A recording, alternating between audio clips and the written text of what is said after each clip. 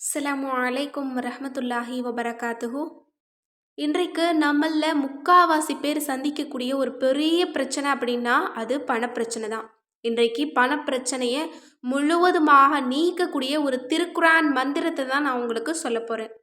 இன்றைக்கு பண தேவை அதிகமாக இருக்குது. கடன் பிரச்சனை நிறைய பேருக்கு இருக்குது. ஆனால் இந்த வசனத்தை எடுத்து நம்மள யாருமே ஓதி பார்க்கறது கிடையாது. இது நபி ஈசா அலைஹிவஸல்லம் அவங்க ஓதி பார்த்த அற்புதமான வசனம். இதை யார் ஓதனாலும் அவங்களுக்கு அல்லாஹ் தஆலா பண தட்டுப்பாடை நீக்கிடுவான்.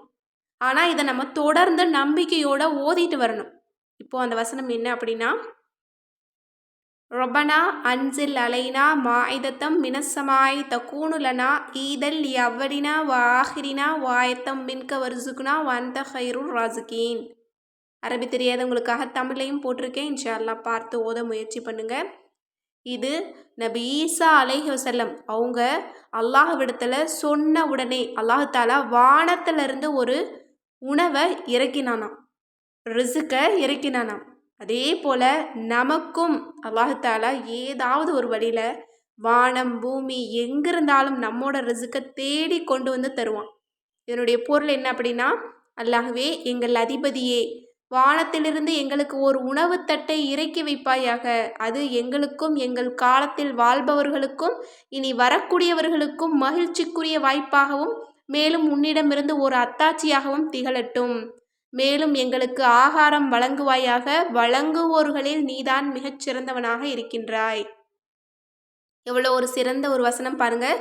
இது போல் வசனங்களை நம்ம ஓதும்போது நமக்கு மட்டும் கிடையாது, நம்மோட பிள்ளைகள், நம்மோட வருங்கால சந்ததிகள் அனைவருக்குமே அல்லாஹ் தஆலா பணப்பிரச்சனை இல்லாமல் பார்த்துக்குவான், செல்வந்தனாக வாழ வைப்பான்.